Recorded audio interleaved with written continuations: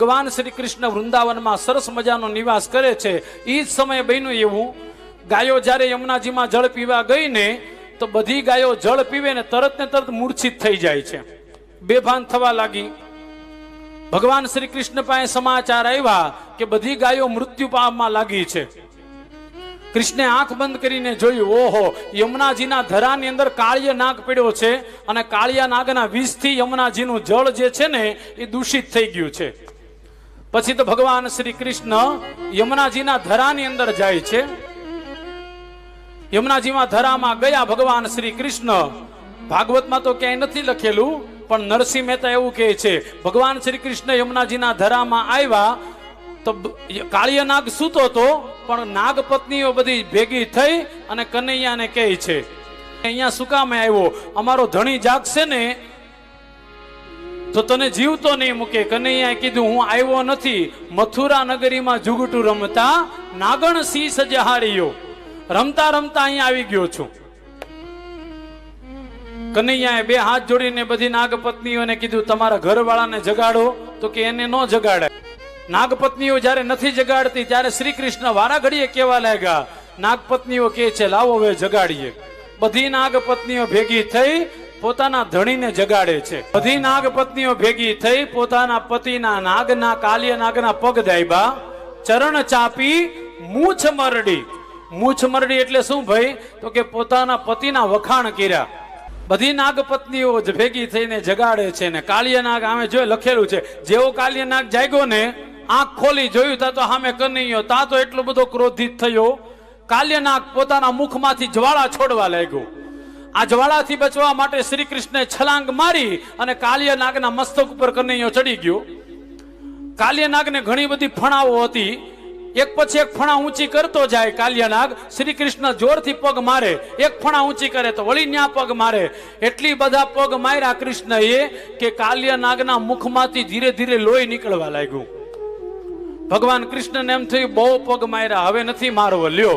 અને કૃષ્ણ જ્યાં નીચે ઉતર્યા ને તા તો કાલિયા નાગે શ્રી કૃષ્ણને પૂંછડીએથી બાંધી દીધા. હો, ભગવાન કૃષ્ણે કીધું, આ સિંધરી બળી ખરા પણ વળ ન ગયા. કથા છે સાહેબ, આ કાલિયા નાગે છે ને શ્રી કૃષ્ણને બાંધી દીધા પૂંછડેથી. ભગવાન કૃષ્ણે કીધું, હજી આને સબક તો શીખવાડવો જ પડશે. હો, એટલે કૃષ્ણે પોતાનું શરીર વધાર્યું અને જ્યાં શરીર વધાર્યું ત્યાં તો કાલિયા નાગની ચામડીઓ ફાટવા લાગી, એમાંથી લોહી નીકળવા લાગ્યું. નાગપત્નીઓ બધી ભેગી થઈને કનૈયાની સ્તુતિ કરે છે, અમારા ધણીને છોડી દો, અમારા ધણીને છોડી દો. ભગવાન કૃષ્ણએ કીધું, તમારા ધણીને મેં ક્યાં પકડ્યો? એને મને પકડ્યો છે, લે. અને તમે છોડી દેવાની વાત કરો છો. આના કારણે કેટલી બધી ગાયોનું મૃત્યુ થઈ ગયું છે. આ કાલિયા નાગે કીધું, ભગવાન હાવ હાચું કેજો, આ જગતમાં આ જગત કોણે બનાવ્યું? ભગવાને કીધું, મેં બનાવ્યું. અચ્છા, આ જગતમાં સર્પ કોણે બનાવ્યા? ભગવાને કીધું, મેં બનાવ્યા. ભગવાન સર્પમાં ઝેર કોણે મૂક્યું? ભગવાને કીધું, મેં મૂક્યું. કાલિયા નાગે કીધું, જગત તમે બનાવ્યું, અમને તમે બનાવ્યા, અમારામાં ઝેરે તમે મૂક્યું, તો અમારા મોઢામાંથી ઝેર જ નીકળે ને, અમૃત થોડું નીકળે? અને અમારા ઝેરના કારણે આ બધું પાણી જે હતું વિષ વાળું, ઝેર વાળું થઈ ગયું. ભગવાને કીધું, એ બધું બરાબર છે, પણ આ જગ્યા તમારે માટે રહેવા માટે નથી. આ યમુનાજીનો ધરો અહીંયાથી છોડીને તમે દૂર જતા રહ્યો. કાલિયા નાગે કીધું, ભગવાન, આ યમુનાજીનો ધરામાંથી બહાર નીકળીશ ને તો ગરુડ આવીને મને ખાઈ જશે. મહાભારતમાં એવી કથા છે. આ કાલિયા નાગ છે ને ગરુડથી બહુ બીવે છે, અને એ ગરુડ છે ને યમુનાજીના કિનારે ક્યાંય આવી શકતા નથી. કેમ તો કે ગરુડને શ્રાપ છે, યમુનાજીની પાસે પણ આવે તો પણ એનું મૃત્યુ થઈ જાય. આ મહાભારતમાં આવી કથા છે. એટલે કાલિયા નાગ સંતાઈને ત્યાં વર્ષોથી બેઠો હતો. અને કાલિયા નાગે કીધું, ભગવાન, હવે મારે ક્યાં જવું આ છોડીને?